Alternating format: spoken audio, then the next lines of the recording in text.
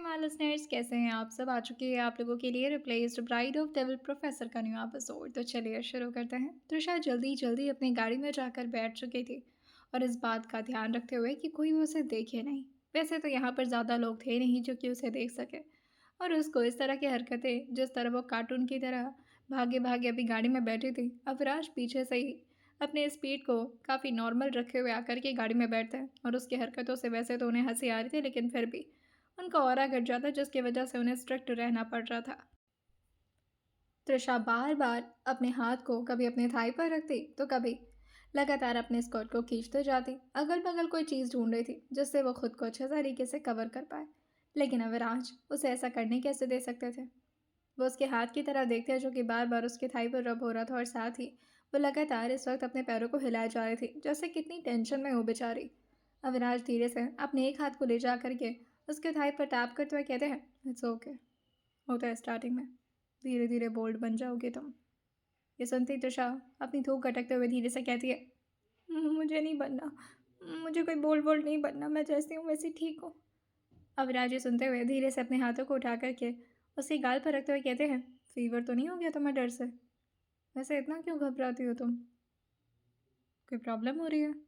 ये बात उन्होंने त्रिशा की तरफ देख करके बहुत ही आहिस्ता से पूछा था। त्रिशा उसका क्या जवाब देती? हाँ, उसे हो तो रही थी प्रॉब्लम। उसकी हार्ट बीट कितनी फास्ट चल रही थी। वो धीरे से बस अपने एक हाथ को ले जा करके अपने दिल पर टैप करती और फिर लगातार अपने आप को सांत्वना देने की कोशिश कर रही थी कि कुछ नहीं होगा, सब ठीक हो जाएगा और वो जल्दी ही घर पहुंच जाएगी, जहां पर ऑलरेडी सब लोग मौजूद होंगे। लेकिन अविनाश जैसे अपनी बीवी को इतना डरता हुआ देख करके न जाने क्या मज़ा मिल रहा था, वो उसे और ज़्यादा परेशान करने में लगे हुए थे। और वो उसके चेस्ट की तरफ झांकते हुए कहते हैं, क्या बात है, वहाँ कोई प्रॉब्लम हो रही है? मैं गाड़ी रोकूं, देखूं क्या मैं? ये सुनती त्रिशा कहती है, क्या? क्या देखूं? मुझे कोई प्रॉब्लम नहीं हो रही, मैं ठीक हूँ। तो ये विराज कहते हैं, तो तुमने ऐसे दिल पर हाथ क्यों रखा हुआ है? कोई प्रॉब्लम हो रही है अगर तो मैं चेक कर लेता हूँ ना। त्रिशा सुनकर कहती है, क्यों? आप क्या है? अविराज ये सुनकर कहते हैं, फर्स्ट ऑफ ऑल मैं तुम्हारा पति हूँ, सेकंड तुम मेरी बीवी हो, थर्ड मैं डॉक्टर हूँ, एंड फोर्थ एंड लास्ट कि तुम मेरे लिए बहुत मैटर करते हो। ये सुनती त्रिशा अपने सर को हाँ मिलाकर कहती है, हाँ वो तो दिख ही रहा है मुझे, इसी वजह से तो मेरी ये हालत कर रहे हैं आप। पता नहीं इसके बाद मेरा क्या करेंगे। घर पर जाकर के सबको बता दूंगी कि आप कैसे इंसान हैं। वो लड़की पता नहीं क्यों मुझसे ये सब कुछ बोल कर गई। मुझे तो आपके बारे में कुछ भी नहीं पता है। पता नहीं कौन है, कहाँ से आए हैं और मेरी ज़िंदगी में कहाँ से आ गए। वो लगातार खुद से बातें की जा रही थी, और वहीं अविनाश जो कि अपने हाथों को उसके जैसे भी थाई पर रखते त्रिशा जोर से चिल्लाते कहती है, आउच! क्या है? क्या है बताइए? अविनाश उसको ऐसे चिढ़ता हुआ देखकर कहते हैं, मैं तो सिर्फ तुम्हें रिलैक्स कर रहा था, मुझे लगा कि तुम्हें ज़रूरत होगी मेरे टच की। ये सुनते ही त्रिशा अपनी एक उंगली दिखाते हुए कहती है, कोई ज़रूरत नहीं है मुझे, बस जल्दी घर ले चलिए, बहुत बहुत गर्मी हो रही है।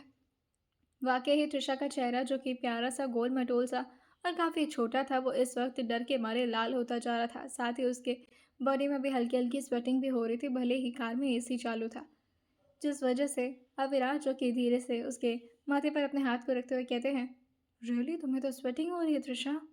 इतनी गर्मी क्यों? बेचैनी हो रही है क्या? मुझे ऐसा लगता है ना कि तुम्हें ये, और ये बोलते हुए वो उसकी टॉप की तरफ देख कर कहते हैं, इसे निकाल देना चाहिए, इससे तुम्हें काफ़ी रिलैक्स मिलेगा और गर्मी भी कम हो जाएगी। अविनाश जैसे जैसे ये बोल रहे थे, कितने सेडक्टिव टोन में त्रिशा की तो हालत बिगड़ते जा रही थी। वो अपने मुंह पर दोनों हाथ रखते हुए कहती है, आप कितना परेशान क्यों करते हैं मुझे? मुझे नहीं पता आपकी इतनी गंदी नीयत है मेरे ऊपर, छी! सबको जाकर बताऊंगी घर पे। ऐसा वो सिर्फ खुद से बोल रही थी, क्योंकि अविनाश के सामने ये सब कुछ वो बोल पाए इतनी तो उसमें हिम्मत नहीं थी, वो भी ये जानने के बाद कि ये इंसान तो माफिया है और न जाने क्या क्या गलत काम करता है। त्रिशा को अभी वाकई ही कोई अंदाज़ा नहीं था इस आदमी के बारे में। त्रिशा की स्कर्ट मिनी तो थी, उसके साथ ही वो लेदर की थी, और जिस तरह से वो उसके स्किन पर बार बार टच हो रही थी, उसे तो खुद ही इतना ज़्यादा ऑकवर्ड लग रहा था। ऊपर से अविनाश थे जो और ज़्यादा सिनेरियो को ऑकवर्ड बना रहे थे। उन्हें समझ में नहीं आ रहा था कि आखिर वो कैसे कैसे सिखाएंगे इस लड़की को रोमांस, क्योंकि ये तो इतनी ज़्यादा भोली और इतनी ज़्यादा बेवकूफ़ है। अविनाश का हाथ भी अगर उसकी थाई पर जाता तो उसकी हालत बिगड़ जाती, तो उसके आगे वो क्या ही कर पाते, जिसकी वजह से बेचारे का मूड तो पूरी तरह से खराब हो ही चुका था। और स्पॉइल करने की सबसे बड़ी वजह तृषा थी और उसका डर, जो कि इस वक्त लगातार उसके दिमाग को अंदर ही अंदर से खाए जा रहा था। फाइनली अब धीरे धीरे करके वो लोग मेंशन के काफ़ी करीब पहुंच चुके थे, जिससे अविनाश अचानक ही गाड़ी को एक साइड में रोकते हैं और तृषा से कहते हैं, ये लो तुम्हारी जीन्स, पहन लो इसे। ये देखते ही तृषा, जो कि तुरंत ही उस जीन्स को लेती है, लेकिन फिर अविनाश से कहती है, आप क्या यहीं बैठे रहेंगे?" अविनाश ये सुनकर अपना कंधा उचकाते हुए कहते हैं, तो मैं क्या करूँ, जाकर बोनट पर बैठ जाऊँ? ये सुनते ही तृषा कहती है, हाँ बैठ जाइए जाकर, बेहतरीन लगेंगे आप, वही आपके लिए सही जगह होगी। वैसे भी यहाँ पर तो मुझे तंग ही किए जा रहा है। ये सुनते ही अविनाश जो कहते हैं, क्या कहा तुमने? कुछ ज़्यादा नहीं बोल रही हो तुम? क्या चाहती हो, गाड़ी दोबारा से घुमा दूँ? तृषा इस बात पर बस जल्दी जल्दी अपने चेहरे को ना मिलाती है, जिससे उसके पूरे बाल उसके फेस पर आ रहे थे। अविनाश पहले उसके बालों को कान के पीछे लगाते हुए कहते हैं, बेवकूफ़ बच्ची, मैं बाहर जा रहा हूँ थोड़ी देर के लिए, सिर्फ 2 मिनट के लिए, तब तक पहन पा रही हो तो ठीक है, वरना वरना मैं नहीं जानता। और ये बोल करके वो गाड़ी से बाहर निकल चुके थे और वेट कर रहे थे। पहले तृषा खुद ही दरवाजे को नॉक करती और कहती है, आ जाइए। हो गया। जब इतनी फास्ट गाड़ी चलाना आता ही था तो अभी तक बैलगाड़ी की तरह क्यों चला रहे थे ये सारी बातें वो सिर्फ खुद से ही कर सकती थी, क्योंकि अविनाश के सामने कुछ भी ना बोलना उसके लिए बेहतर था। तृषा मैडम जैसे ही गाड़ी से उतरी थी, वो काफ़ी जल्दी जल्दी भागते हुए मेंशन के अंदर पहुंची थी, और उसको इतना हाफता डाफता देख करके वहाँ के मौजूद सभी लोग थोड़ा परेशान हो गए थे। आखिर हुआ क्या है इस लड़की को? तभी नूर आते हुए कहती है, भाभी आप क्यों भागे भागे आ रही हैं? ठीक है ना, आपको कोई दौड़ा रहा था क्या? तभी धीरे से वो कहता है, पीछे सांड पड़ा होगा इसी वजह से भाग रही होंगी बेचारी। तभी तृषा अपना थूक अटकते हुए कहती है, आप बहुत अच्छा बोलते हैं, थैंक यू। ये बात मैं भी बोलना चाह रही थी, लेकिन मेरी हिम्मत नहीं है। तभी वो कहता है, मेरी भी हिम्मत नहीं भाभी, वो तो भाई है नहीं, इस वजह से मैंने बोल दिया। लेकिन ये बोलते बोलते उसका ध्यान पड़ता है विराज पर, और वो उसे घूरते हुए कहते हैं, आ गया हूँ मैं, अभी दिखाई दे रहा हूँ? क्या कह रहे थे? इस बात पर वीर कहता है, भाई आपको सांड बोल रहा था ये, सांड। और पता है क्या बोला कि भाभी भाग क्यों रही हो, कहीं सांड पीछे पड़ गया था क्या? ये सुनते विराज कहते हैं, और ये बात तुम कितने बार रिपीट कर रहे हो? एक बार भी बोलते तो मुझे समझ में आ जाता ना, मुझे भी सुनाई दिया था। तभी योग इस बात पर अपना सर हाँ मिलाते कहता है, वही तो, मैं भाई को सांड बोल ही नहीं सकता, और ये देखिए ये ना फायदा उठा रहा है, 3 बार आपको सांड बोला ये। नूर इस बात पर अपने चेहरे को ना मिलाकर कहती है, भाई बिल्कुल सांड नहीं है, नो वे। अरे वो तो जंगल के राजा, शेर कह सकते हो उन्हें, सांड कितना बेकार सा लगता है। और वैसे भी भाई की पर्सनालिटी तो देखो, कितने खूंखार, कितने अच्छे हैं। सारे लोग मिल करके अविनाश का मजाक उड़ा रहे थे, और अब जाकर के तृषा को थोड़ा सुकून मिला था कि चलो इतने सारे लोग तो हैं उसकी टीम में, और अविनाश पूरी तरह से अकेले पड़ चुके थे। लेकिन तभी आरोही जी अविनाश के ठीक बगल में जाकर खड़े होते हुए कहती हैं, ऐसे भी मत बोलिए मेरे देवर जी को, इतने प्यारे से तो हैं, कितने अच्छे हैं, सबका कितना ध्यान रखते हैं, है ना? और अपनी तृषा का भी। लेकिन ऐसा भी क्या ध्यान रख रहे थे जो तृषा को ऐसे भागते भागते अंदर आना पड़ा? क्या बात है तृषा, कोई प्रॉब्लम है? तभी तृषा कहती है, हाँ, प्रॉब्लम प्रॉब्लम तो कुछ नहीं है, कि वो बस ऐसे ही मुझे मन कर रहा था भागने का। वैसे तो तृषा गलती से ही बताने जा रही थी, लेकिन फिर उसकी नज़र पड़ जाती है विराज पर, जो अपनी निगाहों से उसे घूर रहे थे कि अगर उसने कुछ भी बोला तो उसकी क्या हालत होगी। कमरे में जाकर के वो सोच ही ले, जिससे वो पूरी तरह से अपनी बात को पलट देती है। उसकी बातों को सुनकर अर्चना जी कहती हैं, अच्छा ठीक है, बाहर से आई हो, एक काम करो तुम जा करके फ्रेश हो लो, नहा धो लो, उसके बाद से आओ हम लोग के साथ खाना खाओ, ठीक है? तभी तृषा कहती हैं, हाँ, अब मैं नहा नहा लूँगी। दीदू कहाँ है मेरी? मृदुल, जो कि इस वक्त कमरे में थी और दानिश के साथ थी, वो तुरंत ही अपने कमरे की तरफ वो तुरंत ही अपने दी के कमरे की तरफ भाग गई थी, बिना किसी के कुछ बोले ही। जैसे ही दरवाजे के बाहर खड़े होकर के वो ज़ोर से अभी दरवाजे को पीट पाती, तभी अंदर से दानिश दरवाज़ा खोलते हुए कहता है, क्या है? सुबह से तंग कर रखा है। लेकिन दानिश को नहीं पता था कि ये तृषा होगी, उसे लगा था कि योग होगा, जो कि बार बार अपने क्वेश्चंस को ले जाकर के दानिश के ऊपर पटक दे रहा था, और साथ ही उसे लगातार परेशान पे परेशान किए जा रहा था। दानिश अभी आगे कुछ बोलता है, लेकिन तृषा को देख करके वो एकदम से अपने मुंह पर हाथ रखते हुए कहता है, ओ तुम, आप, सॉरी मुझे नहीं पता था। तभी तृषा कहती है, आप ऐसे क्यों बिहेव कर रहे हैं? पहले तो मुझे बहुत डांटते थे, अभी भी आप डांट सकते हैं, आपका हक है, वैसे भी जीजू लगते हैं आप मेरे।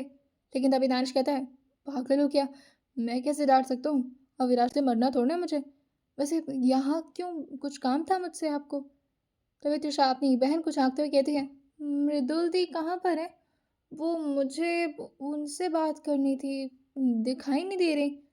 तभी पीछे से आवाज़ आती है, उससे पहले ही दानिश कहता है, अब वो बिज़ी है। नहीं, बाथरूम है, वो नहा नहा रही है। ये सुनकर तृषा कहती है, कोई बात नहीं, मैं वेट कर लेती। लेकिन तभी दानिश कहता है, हाँ तो ठीक है ना, बाहर वेट करो, अंदर क्यों आना है, बाहर जाओ। ये सुनते हुए तृषा कहती है, ऐसे क्यों बोल रहे हैं, भगा क्यों रहे हैं मुझे, ठीक है चली जाती हूँ। और फिर ये बोल करके वो झाँकते ही जा रही थी, लेकिन तभी दानिश कहता है, क्या, जाओ ना, आई मीन जाइए ना।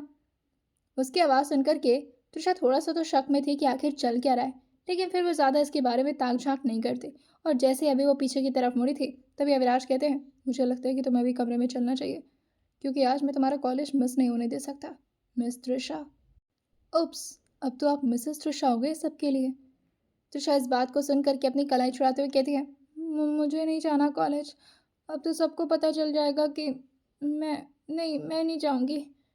रिसेप्शन में जानबूझकर के अविराज ने कुछ प्रोफेसर्स और साथ ही कुछ स्टूडेंट्स को बुलाया था, स्पेशली उनको जिनको तृषा में काफ़ी ज़्यादा इंटरेस्ट था।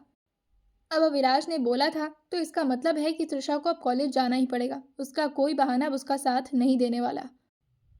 फाइनली अब जैसे ही दानिश ने दरवाज़ा बंद किया था, वहीं अंदर से मृदुल कहती है, क्यों नहीं बात करने दिया मुझे, बदमाश कहेंगे। अगर बात कर लेती अपनी बहन से तो ठीक रहता ना, उसे पता नहीं क्या प्रॉब्लम होगी। एक तो वैसे भी मुझे कुछ नहीं बताती और आज पहली बार मुझे बताने आई तो आप बीच में आ गए।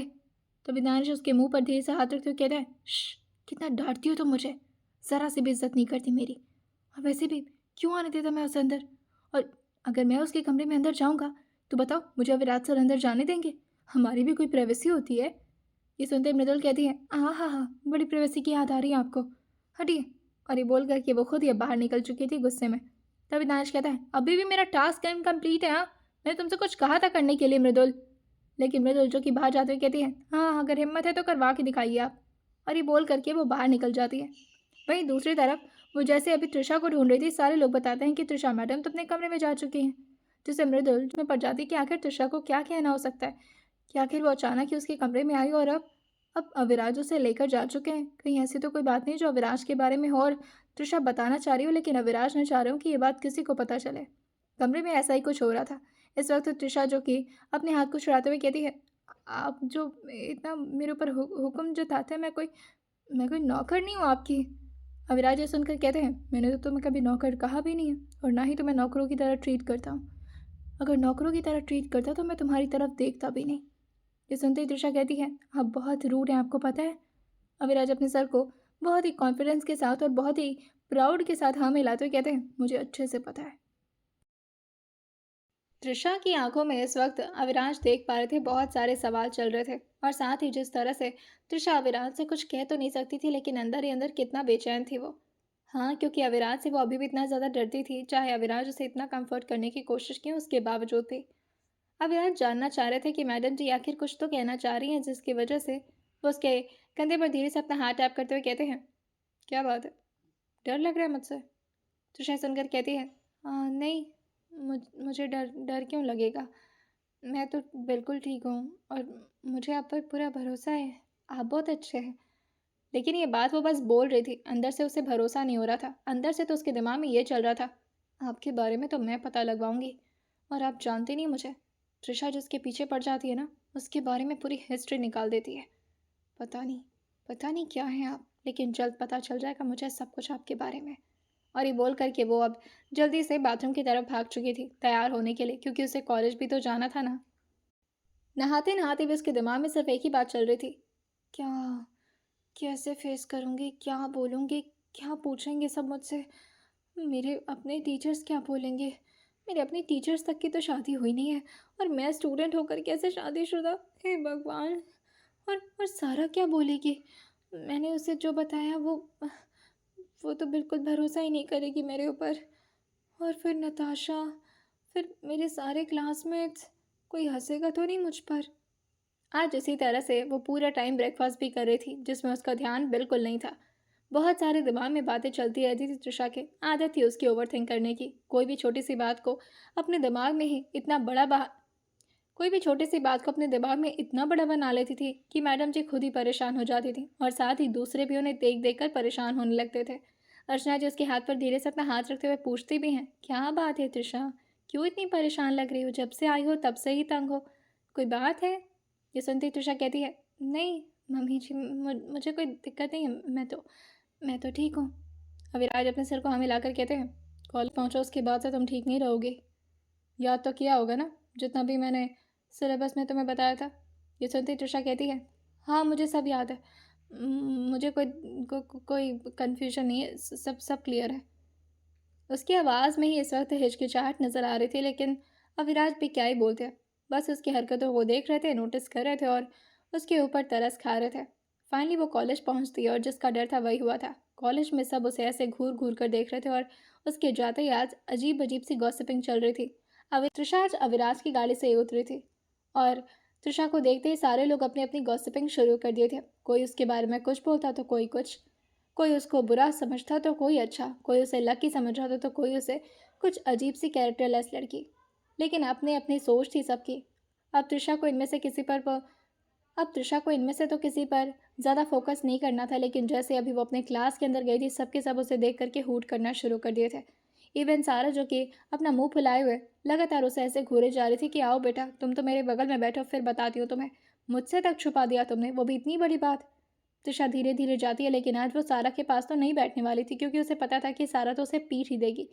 तभी वो जोर से उसका हाथ खींचकर कहती है, उधर कहाँ जा रही हो, यहाँ बैठो ना, हमारे बीच में। नथा भी उसे घूर कर ही देख रही थी और इशारे से कहती है, आओ बैठो यहाँ पर। उतना दूर बैठोगी तो हम बात कैसे करेंगे तृषा? तृषा फाइनली उन दोनों के बीच में बैठते हुए कहती है, क्या हुआ, तुम लोग ऐसे क्या देख रहे हो मुझे? सारा उसका कान खींचते हुए कहती है, मोटी, तूने बताया नहीं, तेरी शादी हो रखी और तूने क्या कहा था कि तू जैसे तैसे करके उस दिन भाग निकली है, उसके बाद से तो तू अपने घर पर रह रही थी। वही मैं सोचूं कि कुछ लोग क्यों कहते थे कि तू अविराज सर की गाड़ी से आती है। तूने मुझे बताया कैसे नहीं, इतनी बड़ी बात छुपा ली तूने, मोटी, और पेट में पचा गई कैसे? तेरे मुंह से निकला कभी कैसे नहीं? विराज सर के साथ? Oh my God. तभी त्रिशा कहती है, अच्छा ठीक है ना, मैं वो, मुझे खुद समझ में नहीं आ रहा था कैसे बताती। ये ना, ऐसे ऐसे कोई मेरे पास कोई शब्द नहीं है, मुझसे कुछ मत पूछो। तभी ये सुन करके एक लड़का, जो कि काफ़ी बुरी हालत में अपने दिल पर अपना हाथ रखे हुए कहता है, तुमसे ये उम्मीद नहीं थी त्रिशा। कम से कम जब मैं बात करता था तो मुझे एक बार हिंट तो दे देती कि तुम कमिटेड हो। मतलब ऐसे करने से तुम्हें पता है मुझे कितना तकलीफ़ हुआ। तुम्हें इस तरह विराज सर के साथ देखने के बाद मुझे ऐसा लगा कि कहीं कहीं मैं मारा ना जाऊं। त्रिशा को लगा था कि उसका दिल टूटा है और इस बात से दुखी है कि त्रिशा अब उसे नहीं मिलेगी, लेकिन अभी ये तो जो अमन ने कहा था वो बहुत ही ज़्यादा अजीब था। त्रिशा उसको घूरते हुए कहती है, और ऐसा क्यों? तुम्हारी जान क्यों जाएगी, तुम क्यों मारे जाओगे? इस बात पर धीरे से उसके बगल में बैठा लड़का हंसते हुए कहता है, अविराज सर की वाइफ को फ्लर्ट कर रहा था, मरना तो है ही इसको। बेटा बेटा, तू ना ज़्यादा पढ़ाई पर फोकस मत कर, आखिरी दिन चल रहे हैं तेरी ज़िंदगी के, एंजॉय कर ले तो। और ये बोलकर उसके पीठ पर टैप कर देता है। फाइनली अब अविराज, जो कि अंदर आ चुके थे, लेकिन अविराज के सामने कोई कुछ कैसे कह सकता था। सबके सब शांति से अपने अपने सीट पर बैठे हुए थे और अच्छे से पढ़ाई कर रहे थे, और आज तो कुछ ज़्यादा ही स्ट्रिक्टली अविराज भी पेश आ रहे थे सबके साथ, और स्पेशली त्रिशा की तरफ तो उनकी निगाहें आज घूमी तक नहीं थी। वो एक बार भी उस लड़की की तरफ नहीं देखे थे, और जिस तरह से वो उसे इग्नोर कर रहे थे ठीक ही था, क्योंकि त्रिशा से अगर वो कोई भी सवाल करती तो प्रॉब्लम ही होती उसे। तभी अविराज एक बड़ा अनाउंसमेंट देते हुए कहते हैं, कल से कॉलेज बंद रहेगा कुछ टाइम के लिए, तो हम ऑनलाइन क्लास अरेंज करवा देंगे आप लोगों के लिए, एंड मेक श्योर कि आप लोग अपने टाइम से वहाँ पर मौजूद रहें। सारे लोग अपने माइक और कैमरा को ऑन रखेंगे, क्योंकि उसके बाद आप लोग को कॉलेज में भी आना है। और अगर अपने लिए सलामती चाहते हैं तो उम्मीद करता हूँ कि मेरी बात ध्यान से सुन रहे होंगे सब लोग। और ये बोलते बोलते एक बार उन्होंने त्रिशा की तरफ देखा था, जिसकी नज़रें अभी नीचे की तरफ झुकी हुई थी, और अविराज फाइनली अब क्लास से बाहर निकल चुके थे। आज इसी तरह से क्लास ख़त्म होता है और त्रिशा के चेहरे और साथ ही और वहीं त्रिशा के दिमाग पर बहुत सारा लोड दिए हुए सारे लोग उससे लगातार सवाल पे सवाल किए जा रहे थे, जिसकी वजह से बेचारी आज अपने क्लासरूम से बाहर तक नहीं निकली थी। जैसे ही अभी थर्ड पीरियड ख़त्म हुआ था, बच्चे अभी थोड़ी देर रिसर्च करते, उसके बाद से छुट्टी होती, लेकिन तब तक कुछ और लेडीज़ प्रोफेसर आकर के त्रिशा को घेर चुकी थी, और उसके सामने खड़े होते हुए काफ़ी स्टाइल में सुष्मिता नाम की टीचर कहती हैं, अच्छा, तो अभी समझ में आया मुझे, आखिर अचानक से तुम्हें इतनी हाइप क्यों मिलने लगी पूरे के पूरे कॉलेज में? मिलती भी क्यों ना, तुम तो अविराज सर की वाइफ हो, है ना? त्रिशा सुनकर धीरे से खड़े होते हुए कहती है, नहीं मैम, वो तभी इस बात पर वो हल्का हंसते हुए कहती है, अच्छा तो नहीं हो तो रिसेप्शन बन के बगल में क्यों जाकर बैठ गई थी? हाँ, ऐसे ही अटेंशन मारने के लिए? तभी तृषा कहती है, आप डांट क्यों रही हैं मिस? मैं तो वो। तभी सुष्मिता कहती है, परेशान मत हो बेटा, सेकेंड ईयर में ना मैं ही हूँ क्लास टीचर, वहाँ मिलते हैं फिर। तुम्हारी ज़िंदगी को तो जो नरक बनाऊंगी ना मैं। और ये बोलकर वो बहुत ही स्टाइल के साथ बाहर निकल चुकी थी। कुछ सीनियर भी थी जो कि लगातार तृषा को घूर रही थी, क्योंकि सबके सब इस वक्त अविनाश को खोने का डर महसूस कर पा रहे थे कि अब थोड़ी बहुत उम्मीद बची भी थी लोगों के दिल में, ये सोच सोच करके कि अविनाश शायद उन्हें मिल जाए, अब तो वो भी खत्म हो चुकी थी। जैसे ही फाइनली अब थर्ड बेल खत्म हुआ था, तृषा तुरंत ही अब अपनी जगह से बाहर निकलने लगी थी, क्योंकि उस क्लासरूम में उसे सफोकेशन हो रही थी। जिस तरह से सबके सब उसके बारे में ही गॉसिप कर रहे थे, लेकिन बाहर भी उसे कौन सा सुकून मिलने वाला था। जहाँ कैंटीन था वहाँ भी, ग्राउंड में भी, इस वक्त कॉरिडोर में भी सिर्फ तृषा के बारे में ही जिक्र चल रहा था, और साथ ही सब लोग उसे किस तरह से देख रहे थे। सबकी नज़रों में इस वक्त जजमेंटल वाला फील था, और साथ ही सबके सब जैसे ऐसे ही तृषा को ट्रीट कर रहे थे जैसे वो कितनी बड़ी कैरेक्टरलेस लड़की हो जिसने अपने ही प्रोफेसर के साथ शादी कर ली है। लेकिन तृषा ने कोई ज़बरदस्ती करके थोड़ी ना विराट से शादी की थी, वो तो उसकी डेस्टिनी थी। वो चुपचाप बिना किसी से कुछ भी कहे अपनी गाड़ी में आकर के बैठ चुकी थी, जहाँ पर इस वक्त कोई नहीं था, और उसे ऐसी ही जगह चाहिए थी, थोड़ा सुकून मिल रहा था उसे यहाँ पर। लगभग 5 मिनट के बाद जब विराज फाइनली अपनी गाड़ी में आकर के जैसे ही बैठते हैं, वो देखते हैं कि तृषा अपनी आंखों को बंद किए हुए, जहाँ उसकी आंखों के कोने से आंसू गिर रहे थे, वो चुपचाप इसी तरह से बैठी हुई है, और जैसे लग रहा था कि वो नींद में जा चुकी हैं। और वाकई अविनाश की गाड़ी बंद करने पर भी तृषा जरा सा भी अपनी आंखें नहीं खोली थी, जैसे कि वो वाकई गहरी नींद में हो। अविनाश प्यार से उसके सर पर अपना हाथ फेरते हैं और फिर उसको सीट बेल्ट लगाते हैं। लेकिन जैसे भी वो सीट बेल्ट लगाने के लिए तृषा के बहुत क्लोज आए ही थे, तृषा की नज़रें अचानक ही खुल गई थीं, क्योंकि उसे एहसास हो गया था जैसे कि उसे कोई हाथ लगा रहा हो, और वह झटके से अविनाश से अपने आप को दूर करते हुए कहती है, नहीं। अचानक से उसका यूं चिल्लाना अविनाश थोड़ा सा परेशान हो गए थे, लेकिन तृषा भी ठीक तरीके से अविनाश को नहीं देख पाई थी। बस उसकी नज़र अविनाश के हाथों पर गई थी, जो कि उसके कमर पर था। तृषा तुरंत ही हड़बड़ाते हुए कहती है, नहीं छू, नहीं नहीं छू मुझे। लेकिन जैसे उसकी नज़र पड़ती है अविनाश के चेहरे पर, अब जाकर के उसे थोड़ा सुकून मिला था, और वह ज़ोर से अविनाश के सीने से लगते हुए कहती है, आप हैं? मुझे लगा कि। अविनाश जो उसकी तरफ हल्का सा बेंड हुए थे, जिसकी वजह से वो प्रॉपरली उससे गले तो नहीं लग सकते थे, लेकिन फिर प्यार से उसके गालों को सहलाते हुए कहते हैं, क्या हुआ? और तुम ऐसे क्यों घबरा गई? ठीक हो ना तुम? तृषा जो अपने सर को हाँ मिलाकर कहती है, हाँ हाँ, मैं ठीक ही हूँ, मुझे क्या होगा, मैं तो। अविनाश को पता था तृषा यही तो जवाब देगी, हर वक्त तो ये ठीक ही होती है, और ठीक होने के बावजूद भी इतना ओवर थिंक करती रहती है कि उसका अपना ही दिल उसे कितना ज़्यादा हैवी लगता है, ये बात वो कभी भी किसी से शेयर नहीं करती। वैसे अविनाश भी अब ज़्यादा तृषा से कुछ पूछना नहीं चाह रहे थे, क्योंकि गाड़ी में वो क्या ही पूछ लेते और तृषा क्या ही बता लेती। अब वो फाइनली उसे अपने मेंशन की तरफ लेकर जाते हैं, और तृषा उतरती भी है, लेकिन आज उसकी बॉडी अचानक से इतनी वीक लग रही थी। जिस तरह से सुबह तृषा इतनी जल्दी जल्दी भाग करके दौड़ करके मेंशन के अंदर आई थी, इस वक्त वो उस तृषा की बिल्कुल अपोजिट लग रही थी। बिल्कुल डरी सहमी तृषा, जो कि अंदर से बहुत ज़्यादा परेशान हो, लेकिन किसी को भी इस बात को जाहिर ना कर रही, और बस चुपचाप शांति से अपने कमरे की तरफ निकल जाती है बिना किसी से कुछ भी बोले। सारे लोग, जितने भी लोग इस वक्त हॉल में बैठे थे, तृषा की तरफ देख ही रहे थे, लेकिन कोई उससे कुछ भी नहीं कहता, क्योंकि पीछे से अविराज भी आ रहे थे, और सबको पता था कि अविराज उसे रूम में ही लेकर जाएंगे। और फाइनली तृषा अब अपने कमरे में आकर के चुपचाप बैठ चुकी थी, शूज़ को धीरे से निकालती है, और रूटीन वाइज वो अब शावर लेने के लिए जा चुकी थी, क्योंकि शावर के नीचे ही वो अपने सारे दर्द को बयां कर सकती थी, क्योंकि शावर का पानी उसके आंसुओं को जो छुपा लेता था। फाइनली थोड़ी देर बाद वो बाहर की तरफ निकलती और चुपचाप बस एसी ऑन करके अपने आप को ब्लैंकेट से कवर करते हुए अपनी आंखें बंद कर ली थी। हाँ, वो बात अलग थी कि दिल उसका इतना हैवी हो रहा था कि उसे नींद नहीं आ रही थी। अविराज जो अभी बाहर की तरफ गए थे तृषा के लिए कुछ जूस लेने के लिए, क्योंकि तृषा को इस वक्त खाना खिलाना अविराज को भी ठीक नहीं लगता। जैसे ही वो अंदर की तरफ आए थे तृषा, जो कि अपनी आंखें बंद की हुई थी, लेकिन वो सो नहीं रही थी, और अविराज की आवाज़ उसे क्लियरली सुनाई दे रही थी, उठो, तुम्हारे लिए जूस लेकर आया। लेकिन तृषा इस बात पर कोई जवाब नहीं देती, जिससे अविराज उससे कहते हैं, ज़बरदस्ती पीना पसंद करोगी या फिर खुद अपने हाथ से? तृषा अपनी नज़रों को धीरे से खोलती है, जो इस वक्त पूरी तरह से लाल हो रखी थी, क्योंकि शावर के नीचे वह काफ़ी ज़्यादा रोई थी ऐसा लग रहा था। और जैसे अविराज की नज़र उसकी आंखों में पड़ी थी, वो पहले उसे बेड पर बिठाते हैं और फिर उसके ठीक बगल में खुद आकर के बैठते हुए कहते हैं, अगर मुझ पर थोड़ा सा भी भरोसा करती हो तो अपनी प्रॉब्लम को एक बार मुझसे शेयर करके देखो, शायद तुम्हें थोड़ा अच्छा लगे। त्रिशा ये सुन करके थोड़ा पीछे होते हुए कहती है, मुझे नहीं समझ में आता, मेरी ज़िंदगी इतनी अलग क्यों है सबसे। सब लोग तो नॉर्मली अपनी ज़िंदगी जी लेते हैं, मेरी लाइफ में सारी प्रॉब्लम क्यों आ जाती है। मुझसे कुछ बोला भी नहीं जा रहा अभी, और आपसे भी डर लग रहा है। ये सुनते हुए विराज उसके हाथ में धीरे से ग्लास थमाते हुए कहते हैं, पहले थोड़ा जूस पी लो, उसके बाद से जितने सवाल होंगे सब पूछ लेना, और तुम्हें डरने की ज़रूरत नहीं है।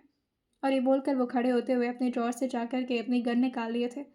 और ये बोल कर के कि त्रिशा को डरने की ज़रूरत नहीं है, विराज ने अपने हाथों में गन ले लिया था। अब त्रिशा तो और ज़्यादा घबराने लगी थी, लेकिन तभी विराज उसके दूसरे हाथ में गन को देते हुए कहते हैं, ये गन मेरे ऊपर पॉइंट करके जितने सवाल करने कर लो, जो भी डाउट हो पूछ लो, और अगर तुम्हें ज़रा सा भी शक होता है तो ट्रिगर दबा देना। यही तुम्हारी ज़िंदगी का सबसे बड़ा सुकून तुम्हें मिल जाएगा। त्रिशा ये सुन करके ग्लास को एक साइड में रखती है और फिर गन की तरफ देखते हुए एक बार अविनाश की तरफ अपनी नज़रों को उठाकर देखते हुए कहती है, इससे इंसान मर जाता है, आपको पता है ना। अविनाश जो अपने भावे को चढ़ाते हुए कहते हैं, अच्छा, मर जाता है इससे इंसान, मुझे तो नहीं पता था। मुझे लगा था कि ये तो टॉय है और बस इससे खेला जाता है। ये सुनते ही त्रिशा कहती है, आप इतने सीरियस मौके पर भी मजाक कैसे कर लेते हैं। आपको आपको ये बोलते हुए अजीब नहीं लग रहा कि मैं आपको मार दूँ? आपका दिमाग खराब हो गया है। ट्रिगर पर रखते हुए कहते हैं, तुम्हें आता भी है गन चलाने या फिर मैं सिखा दूँ। त्रिशा ये सुनकर के अविनाश के चेहरे की तरफ देखती है और फिर गन को एक साइड में फेंक करके उनके चेहरे को प्यार से अपने हाथों में भरते हुए कहती है, मुझे आप पर डाउट नहीं करना चाहिए ना। मुझे पता है, पर मेरी ज़िंदगी में कभी कुछ अच्छा नहीं होता। बस इसी वजह से डर लगता है कि कहीं ऐसा तो नहीं कि आप भी मेरी ज़िंदगी की कोई नई प्रॉब्लम हो जो हमेशा की तरह आकर के मेरी लाइफ को और ज़्यादा ख़राब कर देता है। मुझे डर लगता है आप पर ट्रस्ट करने से। कैसे करूँ भरोसा? अब तक कोई इतना अच्छा इंसान नहीं मिला मुझे जो मुझे इस हद तक समझ सके। मुझे डर लगता है कि कहीं कहीं मुझे अटैचमेंट हो गई आपसे और आप मुझे छोड़कर चले गए तो। डर लगता है कि कहीं आप भी मुझे सबकी तरह धोखा दे दिए तो। मैं किसी पर जल्दी ट्रस्ट नहीं करती। I am so sorry. और इसी वजह से शायद मैं आप पर भी डाउट कर रही थी, पर मुझे पता है हम बहुत अच्छे हैं। ये सुनते ही अविराज जो कि पहले तो उसके आंसू को पोंछते हैं और फिर प्यार से उसकी तरफ देखते हुए कहते हैं, वो सब तो ठीक है, लेकिन ये बातें इतना रोते रोते क्यों कर रही हो। तुम्हें पता है तुम रोते हुए एकदम लाल टमाटर हो जाती हो। लाल टमाटर, यू नो। तो शायद सुनकर अपने हाथों को उनकी गाल से उठाते हुए कहती है, मैं सीरियस हूँ, आपको समझ क्यों नहीं आता है। अविराज ये सुन करके उसके धीरे धीरे और करीब आते हुए कहते हैं, अच्छा ठीक है, मैं सुन रहा हूँ, सीरियसली सुन रहा हूँ, बोलो। वो क्या है ना, मुझे अपनी तारीफ सुनने की आदत नहीं है। किसी को इतना हक नहीं दिया मैंने कि कोई मेरे सामने मेरी तारीफ या मेरी बुराई कर सके। तुम पहले इंसान हो, इसलिए मुझे थोड़ा सा ऑकवर्ड लग रहा था। खैर तुम कंटिन्यू करो, मैं सुन रहा हूँ। ये सुनते ही त्रिशा कहती है, ठीक है तो फिर नहीं करती तारीफ, लेकिन आप अच्छे हैं। बस मुझे बोलने का मन कर रहा था। पता नहीं कैसे मैं आप पर ऐसे डाउट कर ली, पर मुझे डर लगता है कभी कभी बहुत ज़्यादा। ऐसा लगता है मेरी लाइफ में तो कोई नहीं आ सकता जो मुझे समझ सके, कोई नहीं आ सकता जो मुझे इतना प्यार कर सके। आप कैसे आ गए। तो घबराहट होती है कभी कभी। आपको पता है वो लड़की मेरे से बोली कि आप लड़कियों की स्मगलिंग करते। मुझे भरोसा नहीं हुआ सच में, पर फिर लगा कि मुझे अपनी किस्मत पे तो भरोसा करना चाहिए। मेरी किस्मत कभी मेरे साथ अच्छा कुछ कर नहीं सकती ना, तो मुझे लगा हो सकता है ऐसा ही हो। और आप भी बस मेरा इस्तेमाल करके मुझे बेच दे। तुरंत ही विराज उसको अपने सीने से लगाते हुए कहता है, आई अंडरस्टैंड यू, इसलिए तो मैं तुम्हें कभी कुछ नहीं कहता। तो इतनी सी बात थी जो तुम्हें परेशान कर रही थी। ये सुनते ही त्रिशा कहती है, इतनी सी बात नहीं है ये, मेरी ज़िंदगी की बहुत बहुत बड़ी फीलिंग बता रही थी मैं आपको, जो मुझे हमेशा तंग करती है, और आप कह रहे इतनी सी बात है। अविराज उसके नाक को दबाते हुए कहते हैं, अच्छा ठीक है, मैं समझ गया। आपकी सीरियसनेस को मैं समझता हूँ और आपकी प्रॉब्लम को भी। लेकिन ऐसे रो धो कर के मुझसे बात करती हो ना तो मुझे बहुत दिक्कत होती है। और वैसे भी ये सब तो ठीक है, लेकिन तुम्हें खरीदेगा कौन तृषा? अगर मैं तुम्हें बेचने भी गया तो तुम में किसे इंटरेस्ट आएगा? छोटी सी बच्ची हो तुम, और वो भी कितना ज़्यादा तंग करती हो। और जिसे भी मैं तुम्हें बेचूंगा ना, हाथ जोड़ करके मेरे सामने तुम्हें छोड़ कर जाएगा। और इतना तो मैं तुम्हें समझ ही चुका हूँ। तो शायद सुन करके उनकी गालों को नोचते हुए कहती है, आप कभी ना मुझे सीरियस नहीं लेते, गंदे कहीं के। मार दूंगी मैं आपको किसी दिन, जान लीजिएगा। अब त्रिशा ने जैसे अपनी ये बात कही थी, अविराज अपने गाल को आगे बढ़ाते हुए कहते हैं, लो मारो। उनके गालों पर वो प्यार से अपना हाथ धीरे से टैप करते हुए कहती है, आप भी ना, मारूंगी आपको मैं, नहीं मार सकती, कभी नहीं। फिर भी अपने दोनों पैरों को अब ऊपर की तरफ कर चुके थे और अपने पालतू को आराम से बना करके त्रिशा को उसी के ऊपर धीरे से अब लेटाते हुए कहते हैं, और क्या बातें करनी है तुम्हें मुझसे? आज सिर्फ और सिर्फ तुम्हारी बातें सुनूंगा मैं। त्रिशा अपने सर को इस वक्त उनके लैब पर रखी हुई थी और अपनी नज़रों को विराज के चेहरे पर, और इस तरह से विराज उसके फोrehead को धीरे धीरे अपने हाथों से सहला रहे थे। ये दुनिया का सबसे बड़ा सुकून था जो शायद त्रिशा को अपनी ज़िंदगी में पहली बार मिला था। उसकी आंखों से आंसू फिर से नहीं रुकते और वो लगातार बहते ही जा रहे थे। अभी अभी आज उसके आंसू को पोंछ पाते तुरंत ही त्रिशा उनके हाथों को रोकते हुए कहती है, बह जाने दीजिए इसे, अंदर बहुत तकलीफ है मेरे, आप ऐसा कर रहे हैं तो बहुत अच्छा लग रहा है, और जितनी भी तकलीफ है वो बाहर निकल रही है दिल से। ऐसे ही थोड़ा देर रो लेने दीजिए मुझे। विराज, जो कि उसकी बातों को सुन सुन करके कितने इमोशनल हो रहे थे, वो सिर्फ उन्हें पता था, और किस तरह से वो अपने आंसू को छुपा रहे थे।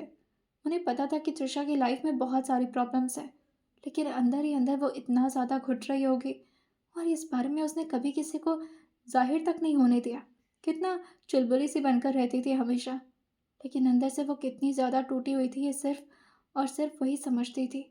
और कभी कभी तो वो खुद से भी अपनी ये बातें छुपा लिया करती थी और भूल जाती थी कि उसे कोई गम है। वो तो बस अपनी ज़िंदगी को एंजॉय कर रही है, ऐसा प्रिटेंड करती थी।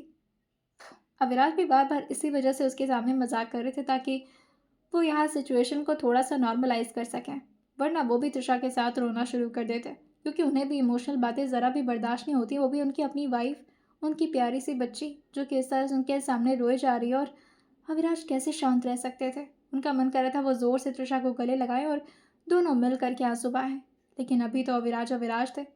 उनको अपने ऑरा को घटने थोड़ी ना दे सकते थे, जिसकी वजह से वो चुपचाप बस त्रिशा की बातों को सुन रहे थे। और त्रिशा को तो जैसे इस वक्त बोलने में भी कितनी ज़्यादा तकलीफ हो रही हो, उसका गला इतना भारी हो रखा था। त्रिशा इस वक्त फ्लो में थी। अविराज अगर उससे आज कुछ भी पूछते तो शायद त्रिशा बता देती, जिसे अविराज धीरे से उसके गालों पर अपने फिंगर टिप्स को टच करते हुए कहते हैं, वैसे तुम आज कार में इतनी ज़्यादा डर क्यों गई थी? और कल भी तुम्हारी हरकतें थोड़ी अजीब थी। आई मीन, तुम्हें मन नहीं करता मेरे जैसे हैंडसम लड़के को देखकर? आई मीन यू नो, कुछ तो अच्छा लगता होगा मेरे अंदर तुम्हें, जो तुम्हें मेरी तरफ अट्रैक्ट करे। तुम्हें नहीं मन करता वो सब करने का? तो शायद सुनकर अपनी नज़रों को उठाकर अविनाश की तरफ देखते हुए कहती है, ये कौन सा टॉपिक शुरू कर रहे हैं आप? मेरे मासूमियत का फ़ायदा नहीं उठाइएगा। मैं भले ही इस वक्त इमोशनल हूँ, मगर ये सब बात नहीं कर सकती मैं। अविराज उसकी बातों को सुनते हुए अपने चेहरे को ना मिलाकर कहते हैं, नहीं, मैं वो सब की बात नहीं कर रहा, मैं बस इतना पूछ रहा हूँ कि तुम इतना डर क्यों गई थी जब कार में मैं अचानक तुम्हारे करीब आया तो? कोई बात है जो तुम्हें अंदर से फिर से तकलीफ दे रही है किसी? क्या कुछ ऐसा हुआ है तुम्हारे साथ? ये सुनते ही तुषार तुरंत ही उठ करके चुपचाप बैठ जाती है और बेड के सिराने से टिकते हुए कहती है, मैं क्या सोच रही हूँ ना, हमें कोई अच्छी सी मूवी देखनी चाहिए। ऐसे मूड इतना ज़्यादा हैवी हैवी सा हो रहा है, कुछ अच्छा नहीं लग रहा। चलिए ना, कोई मूवी देखते हैं। कोई फ़नी मूवी होनी चाहिए, जैसे कि गोलमाल। अविनाश को अच्छे से समझ में आ रहा था कि किस तरह से त्रिशा उन्हें घुमाने की कोशिश कर रही है। उन्होंने अपने चेहरे को ना मिला दिया था और दोबारा से उससे पूछते हैं, त्रिशा, क्यों इतना डर गई थी? तुमने ही तो कहा कि आज तुम्हें सब कुछ बताने का मन कर रहा है। आज मौका मिला है तो दिल को हल्का कर लो ना। बीच में दिमाग को क्यों लेकर आ रही हो, जो खुद को बहुत ज़्यादा स्ट्रांग समझता है? और ये जो तुम्हारे दिमाग वाला वर्जन है ना, इसे तो मैं बहुत थप्पड़ मारने वाला हूँ। समझती हो खुद को? हाँ, बहुत स्ट्रांग हो, सब कुछ हैंडल कर लोगी, वो भी अकेले? तो शायद सुन करके बस अपने चेहरे को हाँ मिला दी थी, और उनकी बातों को सुन करके और वो क्या जवाब देती? बस वो इतना कहती है कि मैं तो वाकई बहुत स्ट्रांग हूँ, बचपन से ही। और आप ये सारी बातें बंद करिए, मुझे मूवी देखना है। अविराज उसे झटके से अपनी तरफ खींचते हुए कहते हैं, तृषा, कुछ पूछ रहा हूँ मैं। जब मैं तुम्हें टच करता हूँ तुम्हें इतना घबराहट क्यों होती है? डरती क्यों हो तुम इतना? ऐसा भी क्या हुआ है बचपन में तुम्हारे साथ जो तुम्हें तुम्हें मेरे करीब नहीं आने देता? तुम्हें पता है ये जो तुम्हारी एज है ना, इसमें लड़कियों के हॉर्मोन्स ऑलमोस्ट पीक पर होते हैं और इस वक्त उन्हें खुद को कंट्रोल करना बहुत मुश्किल हो जाता है। और जो लड़कियां ऐसा नहीं करती इसका मतलब ये है कि उन्हें प्रॉब्लम है अंदर से। डरी हुई हैं वो अंदर से।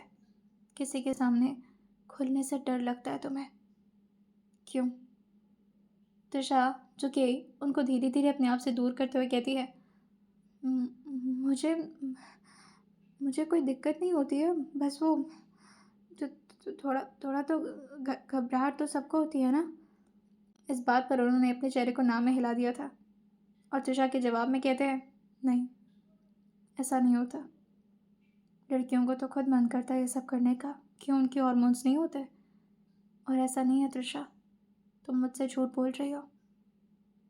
तुम्हें कुछ ना कुछ तो बहुत परेशान करता है जब भी मैं तुम्हें टच करता हूँ तो। इवन जब मैं तुम्हें किस कर रहा था तब भी तुम्हें प्रॉब्लम हो रही थी, तुमने बताया नहीं मुझे। अपनी आंखों को त्रिशा बस जोर से बंद करती और धीरे से खुद से कहती है, इन्हें सब कुछ कैसे पता चल जाते हैं? इसका क्या जवाब दूँ? अगर जवाब दिया तो ये मुझे पक्का छोड़ देंगे। नहीं बता सकती ना, मम्मी ने मना भी किया था इस बारे में किसी को कुछ नहीं बताना। क्या करूँ, क्या करूँ? वो विराज की आंखों की तरफ देख करके बस अपने चेहरे को ना मिला दी थी कि अभी इस बारे में वो उससे कुछ भी ना पूछें, शायद वो बता नहीं पाएगी। लेकिन अविराज की भी जिद थी कि आज वो सब कुछ जान लेना चाहते हैं और त्रिशा को एक नई लाइफ देना चाहते हैं जिसकी वजह से उसे अपने पास्ट लाइफ को पूरी तरह से अविराज के सामने रखना होगा। बहुत मुश्किल के बाद अविराज ने त्रिशा को फाइनली कन्विंस किया था, जिससे वो अपने बारे में कुछ ऐसी चीज़ें बता रही थी जिससे उसे खुद भी डर लगता था। वो पूरी तरह से उसे भूलना चाह रही थी और यही बात वो विराज से भी कहती है, मुझे डर लगता है, मैं इस बारे में किसी से कभी कोई बात नहीं की हूँ। मुझे वो सब याद करके डर लगता है, इसीलिए मैं नहीं बताना चाहती। अविराज उसके हाथ पर अपने हाथ को रखते हुए कहते हैं, सब कुछ बताने वाली हो, ट्रस्ट मी, तुम रिग्रेट नहीं करोगी, तुम्हें अच्छा लगेगा, बेहतर महसूस करोगी। त्रिशा को तो इस बात का डर था कि कहीं अविराज को सब कुछ सच पता चल गया तो कहीं ऐसा ना हो कि अविराज उसे छोड़ दे। लेकिन अविराज तो उसकी नई ज़िंदगी की शुरुआत ऐसे ही करना चाह रहे थे कि पूरी पास्ट लाइफ को उनके सामने रख करके वो अपनी पास्ट लाइफ को भूल ही जाए। जिसका ट्रॉमा उसके दिल में अभी बैठा हुआ है वो सब खत्म हो जाए। त्रिशा अपने मुट्ठी में अपने कपड़े को धीरे से भरते हुए कहती है, मेरा एक बॉयफ्रेंड था क्लास 8th में। उसने ये बोल कर के बस अपनी थूक अटक ली थी और वो आगे उसके बारे में जिक्र करना शुरू करती है। जिस तरह से वो कांप रही थी, उसके हाथ भी शिवर कर रहे थे। वो तो अविराज ने अपने हाथों में बांध रखे थे, इस वजह से उसे हिम्मत मिल रही थी। ये बातें सोच कर ही अपने दिमाग में इतना ज़्यादा घबरा जाया करती। अविराज धीरे से कहते हैं, हाँ फिर? त्रिशा, जो कि अविराज की तरफ देखते हुए कहती है, आप मुझे गलत मत समझिएगा, पर वो मुझे बहुत बहुत प्यार से रखता था। पर मुझे नहीं पता था कि उसके इंटेंशन मुझे लेकर इतने गलत हो सकते हैं। वो मुझे बस यूज़ करना चाहता था और और उसने अपने दोस्तों के साथ कुछ शर्त रखी थी कि अगर वो मेरे साथ मेरे साथ वो सब कर लेगा तो वो शर्त जीत जाएगा। और उसने मेरे साथ मेरे साथ वो अविराज बस इतना ही सुनना चाह रहे थे और बस इतना ही जानना था। और उसके आगे त्रिशा को वो बस अपने सीने से चिपकाते हुए कहते हैं, शांत हो जाओ, आई गॉट यू। लेकिन तभी त्रिशा कहती है, नहीं, मुझे बताने दीजिए, मुझे उस दिन बहुत दिक्कत हुई थी। वो मुझे ज़बरदस्ती टच कर रहा था। मैं उसके साथ वो सब नहीं, मुझे बहुत डर लगता था अपने पापा से और मैं किसी को कुछ बता भी नहीं सकती थी। माँ को बताया था मैंने, पर मम्मा ने बोला कि किसी को नहीं बताना। आपको भी नहीं बताना ऐसा बोला था। मैं मैं किसी को नहीं बताई इस बारे में कभी भी। मुझे डर डर लगता है। अविनाश कैसे ये सब कुछ सुन रहे थे, ये सिर्फ उनका दिल समझ रहा था। और अब तो उनका भी मन कर रहा था कि बस करें वो, और ज़्यादा हिम्मत ही नहीं बन पा रहे थे वो बस चुपचाप त्रिशा को अपने सीने से लगाते हुए कहते हैं, थैंक यू मुझे सब कुछ बताने के लिए। और कोई बात है जो तुम्हें तंग करती है? त्रिशा अपने चेहरे को ना मिलाकर कहती है, नहीं, बस बस यही तकलीफ देता था मुझे कि मेरे घर वाले मुझे सपोर्ट नहीं किए, और अगर पापा को पता चलता तो वो मेरी जान ले लेते। इसलिए माँ ने पापा तक बात नहीं पहुँचने दी। माँ मुझे बहुत मानती थी ना। अविराज ये सुनकर के बस अपने चेहरे को हाँ मिला दिए थे। क्या बोलते वो कि इसे मानना नहीं कहते, इसे अपनी इज्जत रखना कहते हैं। वो बस चुपचाप उसके सर को सहलाए जा रहे थे, और वहीं तृषा जो कि अपने आंसू से पूरी तरह से अविराज की शर्ट को गीला कर चुकी थी, और इसी तरह से रोते रोते वो सो जाती है। अविराज जो समझना चाह रहे थे कि आखिर एक छोटी सी मासूम सी बच्ची के साथ इतनी सारी प्रॉब्लम्स हो कैसे सकती हैं। आखिर भगवान को तरस नहीं आती क्या? लेकिन अविराज को तो वैसे भी भगवान से कोई खास लेना देना नहीं था। जितनी प्रॉब्लम्स वो अपनी ज़िंदगी में लोगों के साथ देखते आए थे, उसके बाद भगवान पर भरोसा करना विराज के लिए वाकई बहुत मुश्किल हो जाता था। और अब तो त्रिशा के मुंह से ये सब कुछ सुनने के बाद वो तुरंत ही शावर लेने के लिए चले गए थे, क्योंकि उनका दिल इस वक्त बहुत ज़्यादा हैवी हो रहा था, और वो किसको अपनी प्रॉब्लम शेयर करते कि उनकी वाइफ इतने सारे ट्रॉमा को सफ़र करके आगे बढ़ी है, और वो उसके लिए कुछ भी नहीं कर पाए अब तक।